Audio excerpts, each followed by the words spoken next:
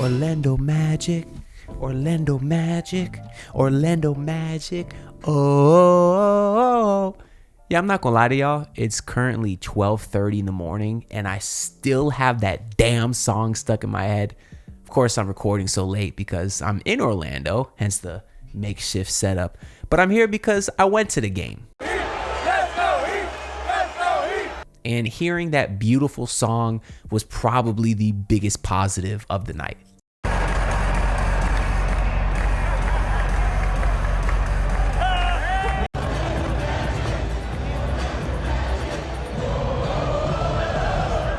But that's not true. There was a few positives today, and we'll get into that because it was a very exciting game overall, a very thrilling back and forth, but the ending was just so damn aggravating as once again the Heat continued to not be able to get a rebound, and it was just the death of them tonight. All fourth quarter, really, the Heat couldn't get a rebound. It's just so frustrating because I'm so tired year after year. I'm so tired of being small, man. And if you're tired of being small, then make sure to visit the sponsor of today's video, BULLIED. Now imagine, I'm just kidding by the way, but that would be hilarious if Blue Chew sponsored these videos because that would be just such a perfect segue. But no, of course, today's video is still sponsored by FanDuel as always, where before the game, the Heat were plus 290 on the money line to beat the Orlando Magic, and my dumbass threw a little bit of money on it. Actually, my dumbass has done a lot of things as of late. Not even 2 days ago, I did a prediction video where I said the Heat were going to be the 4th seed, and I said they were going to win 49 games. 49 games? What the hell was I thinking? This Heat team did nothing this offseason to fix their glaring holes from last year. They did nothing to get size to help their rebounding issue. They did nothing to get a true facilitator so they don't have 1,000 turnovers at the end of games. Well, I guess they did get Kasparas Siakachonis, but of course he was injured today already because that's our luck. Guys are already hurt.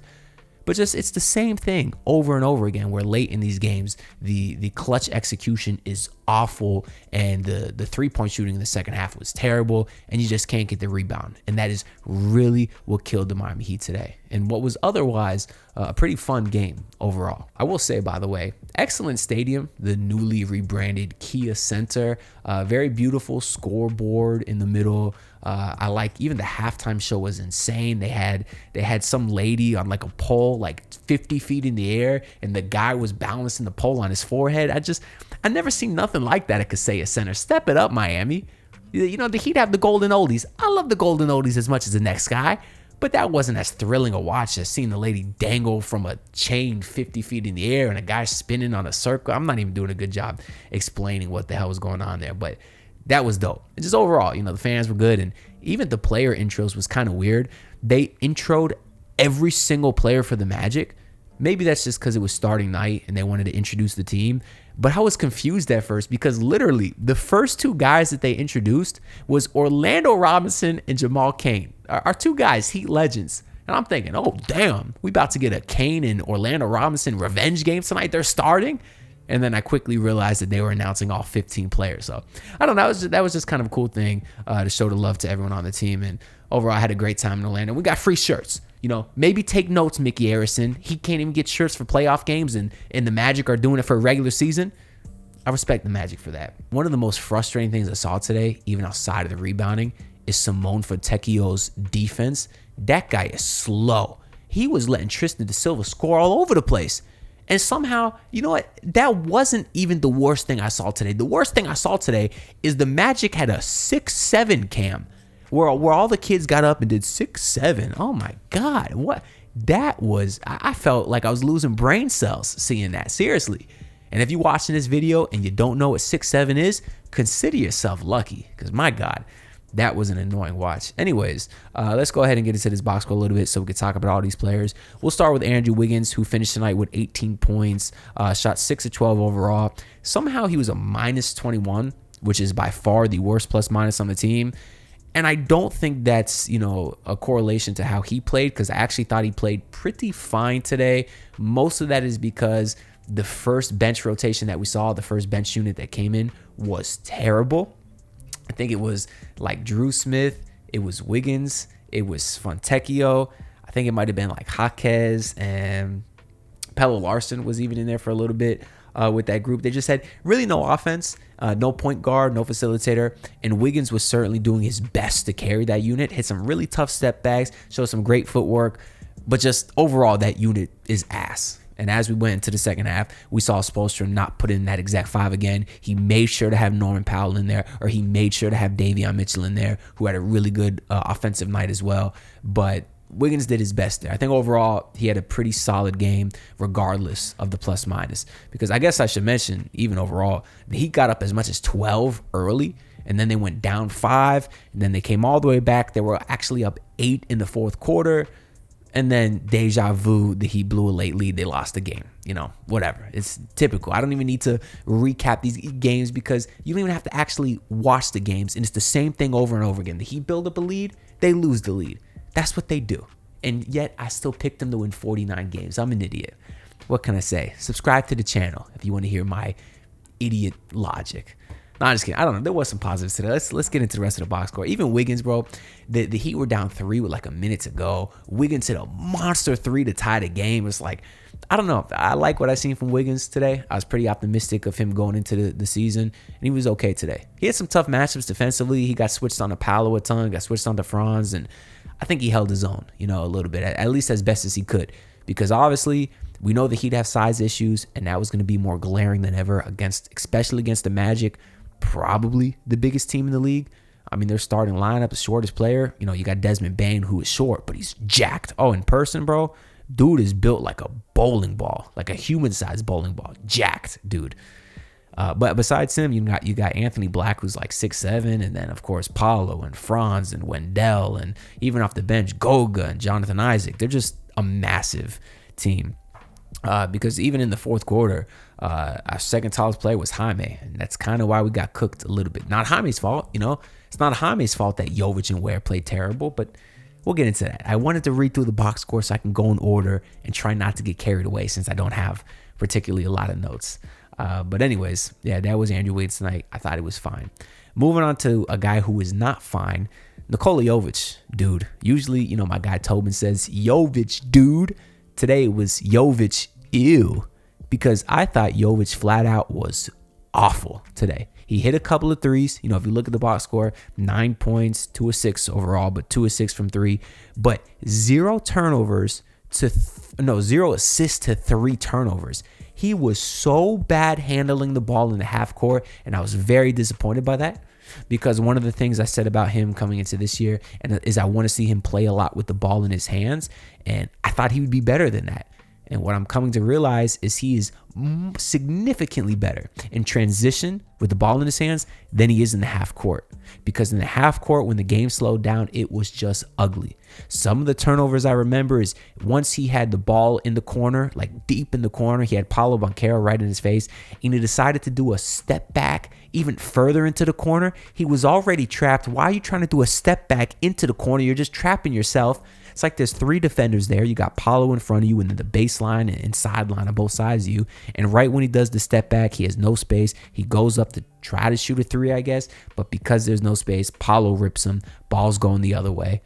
There was another case where he tries bodying Franz Wagner, and he can't body Franz because they're the same height, but Franz is a hell of a lot stronger than he is.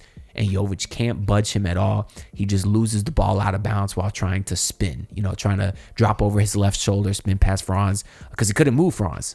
So he tries to spin past him, lose the ball out of bounds. Just very ugly performance from him today. And even defensively, just awful. Couldn't rebound the ball, couldn't hold his own against any of the bigger guys like we said Wiggins did. There was one play where I remember Paolo had Franz in the post, and Paolo had Jovic in the post, and Paulo's eyes just lit up. He started backing him down, boom, 2 dribbles right in the paint, foul on Jovic because Jovic couldn't contain him. And then there was 2 plays later where Paolo had the ball on Bam, and Paolo's trying to back down Bam. Bam was a brick wall. He didn't budge. Paolo ended up turning it over. And that's just the difference between those 2 guys. I shouldn't compare Jovic to the guy I'm saying is the best defender in the world, which Bam was solid today defensively, even though he gave the rebound to Wendell. But let me make it very clear. We're getting to Bam because he was terrible tonight. So before y'all leave your comments, my guy Mac Tumon and the rest of you haters saying Bambi and bum out of bummo, you're right. You're right through game 1. So we'll get into him. I just want to acknowledge that. But yeah, Jovic was pretty terrible today, and it was disappointing because he got the start with no Khalil Ware, or with Khalil Ware coming off the bench. Ware was banged up a little bit yesterday because of the ankle. I wonder how much that impacted the decision to start Jovic, but no bueno, not through one game. Now, I'm not out on Jovic. There's still plenty of season left to go, but you got to rebound the ball. You got to be better in half court. And for all that talk we heard about him putting on muscle, he looks a little bit bigger out there. Didn't play like it tonight at all. Moving on, we'll save you for last, Bumby. You got Norman Powell, probably the biggest bright spot today for the Miami Heat, either him or Jaime. But Norman Powell today, 28 points, 9 rebounds, 9 and 19 from the field, 4 of 8 from 3. He was awesome today. He really was. There was points though, pretty much throughout the whole second half, where the offense was kind of Norman Powell or bust, and that's not a great idea. There was a lot of ISO ball there, and Bam wasn't involved offensively pretty much at all in the second half. A lot of that is on Bam because of his lack of aggression, lack of willing to call for the ball. But it's also the way that Norman Powell plays. He's pretty ball dominant. Now, he can play off the ball, but because this team doesn't have a point guard to set him up, it forces him to play on ball. And I know Davon Mitchell played well today running point. We'll get into that. But they don't have a true facilitator. And because of that, it forces Norman Powell to be on the ball a ton, sort of like Tyler Hero is, which is why we said for a couple years now, as much as I love Tyler Hero, the fit there is questionable just because it kind of stagnates the offense, and a lot of people are just standing there watching Norman Powell ball. So while Norman was awesome today, I am concerned with the long-term effects of do or die Norman Powell offense. That can only work for so long against teams that aren't great. You know what I mean? Because as good as Norman Powell was tonight, what happens if he hits 2 less threes? It's 2 less shots. It's not even a game at all. So I'd be wary of that. Although to his credit, he was awesome today. And through one game, I'm very happy with his performance. Definitely seems like a Heat culture guy. I don't feel like he was getting cooked on defense. I'm happy with Norman Powell through one game, certainly. Moving on here, let's talk about, we'll get into Davon Mitchell because he deserves his flowers. Absolutely awesome. Signed the contract extension with the Heat this offseason and just really came to play. Almost looked like the Heat's best player out there tonight, even though he missed a huge 3 late that could have gave the Heat the lead. Damn, dog. There was actually, and that was after an offensive rebound too. There was a couple times today the Heat had offensive rebounds and they just couldn't get the second chance points because on the whole today, the Heat finished with 10 offensive rebounds. I think like 6 of those was just between 2 possessions, and I don't think they scored on either one. And 2 of them ended in Davon Mitchell threes, I believe, and he just couldn't cash. Actually, one of them I remember was Drew Smith missed a 3, then Wiggins missed a 3, then Wiggins missed another 3, and it's like, if you're not going to get offensive rebounds as it is, and then the ones you do get, you can't convert, it's a killer, man. It really is a killer, especially when they're coming on the same possession. But anyways, back to Davon Mitchell. 16 points, 6 rebounds, 12 assists, 2 steals, 1 turnover. My God, 12 assists to 1 turnover is phenomenal. All of last season, we gave Davon his credit for, gave him credit for the great assist to turnover ratio. Was off to a fantastic start this season, but he's not a true point guard. Regardless of the numbers say, I think I saw from like Barry Jackson or someone that the Heat only ran like 28 pick and rolls today, where last season the lowest they ran was like 41 pick and rolls. And that's because Davon Mitchell is not a pick and roll playmaker like a true facilitator would be, like a Kasparis Yakachonis would be. There was 2 plays today I remember. I think one of them went to Bam, Davon pick and roll to Bam. There was another one I think that went to Ware, but that's not good enough. I mean, you got 7-footer athletic freak Khalil Ware and Bam Adebayo, 6'9" athletic freak. You should be running pick and lob after pick and lob after pick and lob time and time again. But the Heat don't have a guy that is elite at running the pick and roll outside of Kasparis. And that's why, as good as the assist numbers look for Davon Mitchell today, he's not a true facilitator because he can't get them into these very basic pick and roll sets. That's not what he should be doing. He's a defensive dog, point of attack, elite pest, and he is phenomenal at that. But he's been thrust into a starting point guard position because the Heat don't have one, and he's quite literally doing the best that anyone can expect. And of course, offensively, he's good too. Although he missed a couple big threes, he still hit 2 today, 2 of 6. So the efficiency from 3 wasn't great, but he was awesome today. He really is an absolute game changer out there. It's just if you could play him next to someone who is a true point guard or have a true point guard in front of him, and it would just help the offense as a whole. I know I'm talking about the offense. The Heat still scored 121 points today, but, your big guys, didn't perform well. But Davon Mitchell was awesome today. Now let's get into Bam Adebayo, man. 15 points, 12 rebounds, 4 of 13 from the field, 1 of 5 from 3. I think maybe 12 of those points was in the first quarter. He was quite literally a non-factor in the second half. And to reiterate, a lot of that is because he doesn't have a point guard, but also the fact that he refuses to demand the ball. You are the max player, Bam. You're getting paid $30+ million a year with that max extension, $50+ million kicking in next year. Demand the ball. If Jimmy Butler didn't get the ball, he'd be screaming, throwing a fit, give him the ball because he's a superstar. He demands the ball. Bam Adebayo's just sitting there in the corner. Oh, go make a play, Andrew Wiggins. Go make a play, Davon Mitchell. You're the guy. You're the captain. You're the guy that they anointed as the next Heat carrier, or the Heat culture carrier. Demand the ball. I put that on you because you're the captain. Just like Tua Tagovailoa wants to blame all these other people for not showing up to meetings or being late, you're the captain, Tua. The blame goes to you. You're the max guy. You get the blame. That comes with the money. And it's very frustrating that once again we started another season with a slow Bam Adebayo start. I understand it's just one game, but it's one game too many. You don't keep getting these excuses when you're getting paid that kind of money. So I don't care if it's one game. Now, I know the Heat do play the Grizzlies next game, and we know Bam likes to dominate Jaren Jackson, so I do believe Bam will bounce back relatively quick. But just the fact he came off on opening night when all these players are really trying to prove themselves, and he still showed that he's still the same guy that lacks aggressiveness, it was very frustrating, man, especially in the second half. To barely take any shots. What did he take, like 2 shots in the second half? You can't disappear like that. And then he's disappearing on the rebounding end, too, because Wendell Carter got the rebound right over him. That sealed the game.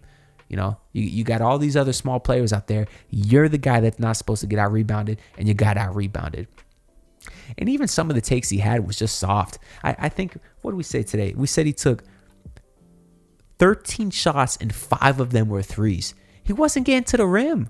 I remember one play specifically was on a fast break. I think it was Davon or Jovic gave him the ball in the fast break, and there was some magic defender in the paint. But Bam decides to stop for like a 7-foot little push shot. Why? You are Bam Adebayo, one of the most athletic dudes out there. Put your head down, get to the rim, dunk on somebody's head, or get some free throws. Don't settle for that little soft-ass 6-foot floater when your touch is terrible from that range anyways. That's called being soft. Now, Bam did have 7 free throw attempts tonight. I like those numbers from him.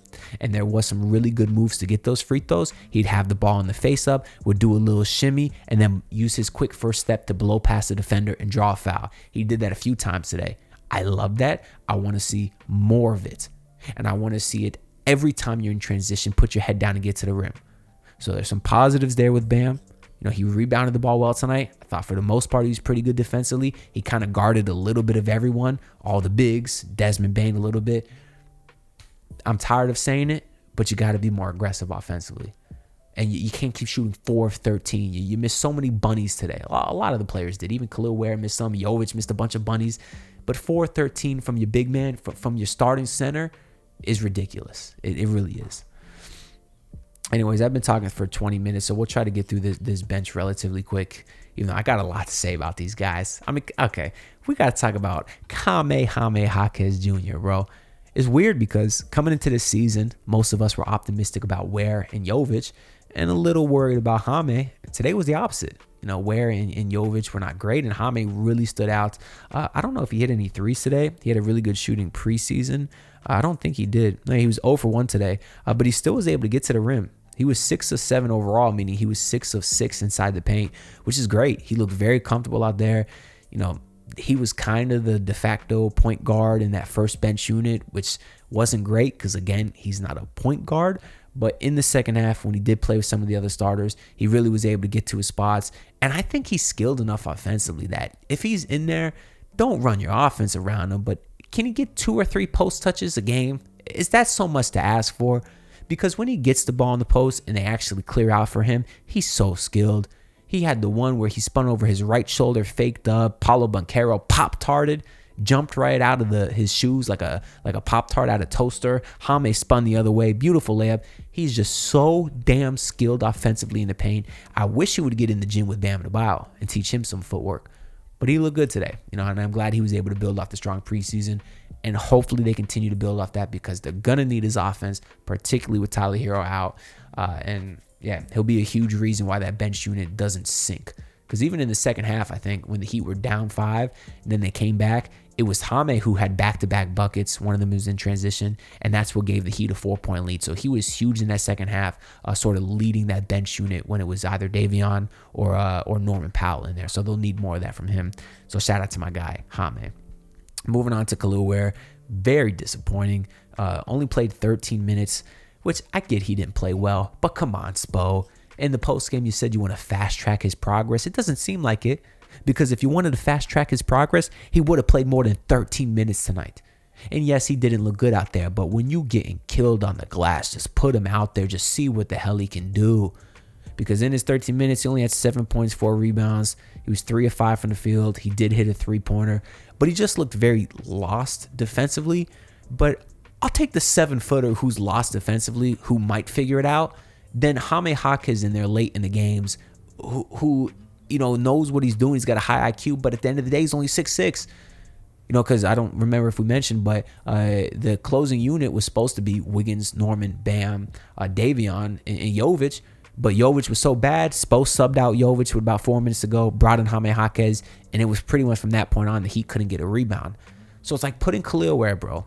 We've seen this story time and time again. The Heat will get a stop, give up an offensive rebound. We all knew that's how it was going to go. So why not put Kel'el Ware in there? I don't get it. I don't think we saw any Bam and Ware minutes except for like the last free throw that the Magic shot where, if they missed, Spo wanted to get the rebound, call timeout. We didn't see any of it. And if you're not going to play Bam and Ware together versus the Magic, who the hell are you going to play it against? It just seems like poor coaching from me. And I don't think Spo had a great night at all. There was even a very clutch possession late in the game where the Heat got a 5-second violation. They almost had 2 of them. I think it was Jovic, but they just got one of the inbounds in late. It was nearly a turnover, but how do you have a 5-second violation late in the game? I didn't see no one setting screens out there to get anyone open. I didn't see any option B, any plan B, any plan C, and that's on Spoelstra, who's usually an elite sideline out of bounds drawing up of plays, usually great at that. But to have a 5-second violation, that's ridiculous. Nearly 2 of them, it's inexcusable. I don't think Spo was great tonight either. But yeah, Kel'el Ware looked lost defensively, was just kind of playing soft out there. Again, you took 5 shots and 2 of them were threes. I mean, that's not good enough. Get your ass in the paint. Get some rebounds. You didn't see that kind of bravado that you were seeing in the preseason from him. But I don't know. He needs more minutes to let him play through it, Spo. Why the hell not? Anyways, moving on, and then finally, not finally, I guess you got Simone Fontecchio, 19 minutes today. If you're looking at the box score, you're probably thinking he had a good game. In his 19 minutes, had 13 points, 6 of 9 overall, 1 of 3 from 3. But he is so damn slow laterally. I'm watching him play out there saying, I can beat this guy in a race. That's seriously how I felt. I heard people saying he's the Italian Duncan Robinson because, that was the trade we did. But at first I was thinking he's the Italian Kyle Anderson because they're both slow as hell. But who he reminds me of? Kelly Olynyk. I wasn't a Kelly Olynyk fan. A lot of Heat fans liked him because he had some nice highlights, hit some threes. But that's if you're just watching him at the surface. What I remember about Kelly Olynyk is for every nice 3 he hit, he took 3 dumb fadeaway threes and left a shooter open in the corner time and time again. I'll never forget in the finals, he kept leaving Markieff Morris wide open in the corner every single time because he's so damn slow when rotating. And that's what we saw today from Fontecchio. He was lost on defense. He had no idea where the hell he was. He was helping off of Tristan da Silva time and time again, who hit monster threes to bring the Magic back into it. He's trying to help onto guards when they don't need your help, Fontecchio. Just stay home on the shooter, especially a guy that could shoot like da Silva. And yeah, people will look, he hit a couple threes today. He took some dumbass shots too. I know he only missed 3, but he took like a running hook shot with all his momentum to the right when they had Norman Powell out there, when they had Davon Mitchell who's getting to the rim at will. Play your role. Spot the hell up. Don't leave your man open. Is that too much to ask for, Simone? And I hate to say it because, he's my Italian brethren, I guess, along with Paolo Banchero. So pretty cool. I got to see a couple of my guys there, but it was a frustrating watch for me for Fontecchio. I'm not going to lie to you, but we'll see if he can build off that. I don't know. He's just so slow. I know in the offseason he said, I can be more than a shooter. I want to show how strong I am defensively. BS. I'll call him BS through one game. I'm sorry. And then the only other guy with significant minutes, Drew Smith, 13 minutes, 2 points, 5 assists. Wow. 5 assists to 1 turnover. So between both your point guards, Davion and Drew, you had 17 assists and 2 turnovers. I'll tell you what, man. I keep saying the Heat don't have a true facilitator. Those guys did a hell of a job filling in that role. It's just not who they are. And I hope you can understand why I'm saying there's a difference between seeing these great assist numbers to a true facilitator. They do not play like a Kasparis plays or even like a Tyus Jones plays, for that example. They don't. Now, they're forced to, so I'm not blaming them, and they did an excellent job of it, so I want to give them credit. It's just not their game. But I also thought Drew Smith was very good defensively today as well. I remember he drew a charge, held his own pretty well, even when he had to switch onto the bigs a few times or help double off their man to get to a big. Him and Davion, they really covered a lot of ground, so they were able to double Apollo Banchero, but also get back to Desmond Bane. I just thought they did a pretty great job tonight overall. And then Pelle Larsson is the only other guy you played. So the Heat went 10 deep, but he only played 3 minutes and fouled out. Or he didn't foul out. He had 2 fouls in 3 minutes. So not a strong game from Pelle Larsson, who will probably start to seep out of the rotation a little bit if Jaime keeps playing this well. But anyways, that's all I got to say for the Heat. On the Magic side, their guys did their thing. Franz with 24, Paulo with 24, Desmond Bane with 23. Jalen Suggs was phenomenal tonight defensively. And Tristan De Silva, 16 points. All of those was on Fontecchio. I'm telling you, you see Fontecchio's efficient shooting, but he has the second worst plus minus on the Heat. He was a -9. So, it was Andrew Wiggins and then him. Second worst plus minus, and that one is not a coincidence if you watch the game. But yeah, it was a fun game. Some rough calls. They called a charge on Norman Powell late, that Spo challenge. I thought it should have got overturned because Suggs did not take, it straight in the chest. Should have been a block and fouling him. They didn't call it. So some tough calls. I certainly think Suggs was hacking a ton today too, but I don't know. It's just hard to be mad when it was a fun game. And I guess the glaring holes that we saw was, just obvious, I guess, at this point. But I've been talking for 29 minutes. That's what happens when I don't take notes. I just ramble. So before we get out of here, we'll go ahead and shout out FanDuel one more time. Where updated odds right now, the Heat are 11th. FanDuel has the Heat as 11th in the East in terms of winning the Eastern Conference at plus 5,000. Yeah, that's where we stand through one day in the NBA. I know it's overreaction season, so let's overreact. Why the hell not? Anyways, like the video, subscribe. All your support is greatly appreciated. See you on the next one. Peace out, everyone. Look, pull up in your city, tryna get that dead face. Do it on my own, I don't need no dead weight. Had to kill him off, yeah, I need a head space. This homegrown bitch don't offend me.